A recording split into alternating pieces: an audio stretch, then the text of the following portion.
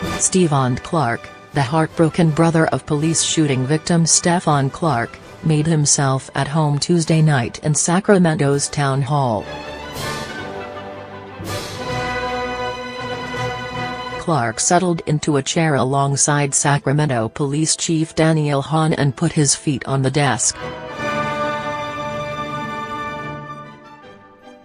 He shook Mayor Darrell Steinberg's hand, weeks after cursing the mayor and jumping on the table during a raucous meeting packed with protesters.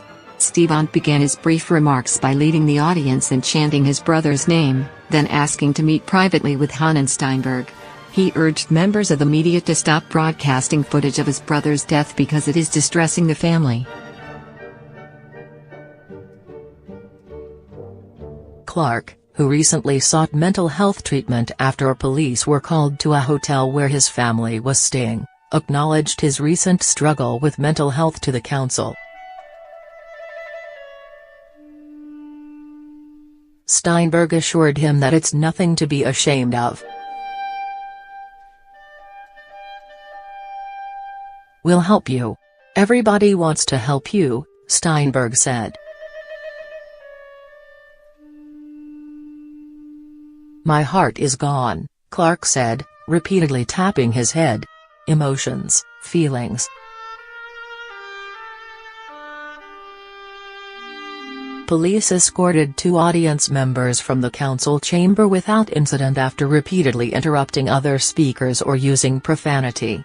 Many of the roughly 60 activists and community members set to speak called for the two police officers to be fired and criminally charged, though experts cite court decisions green-lighting officers' use of lethal force if they reasonably fear for their safety. During the meeting, the Sacramento Police Department issued their new written policy on when officers can turn off body cameras after two officers muted their microphones following the fatal shooting of Clark. The 22-year-old black man was shot and killed in his grandparents' backyard. Body camera footage of Clark's killing reveals that the two officers who shot him were told to mute their microphones several minutes after the shooting. The new policy requires officers to verbalize their reason for turning off the microphone. Officers can turn off their cameras while dealing with a victim of sexual assault or if a supervisor instructs them to do so.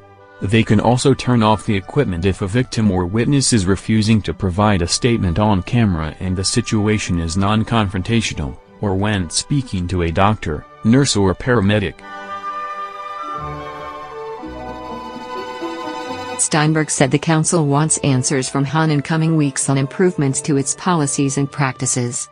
He told Hahn that reconsidering the department's foot pursuit policy to minimize the use of lethal force should be a top-tier priority for consideration.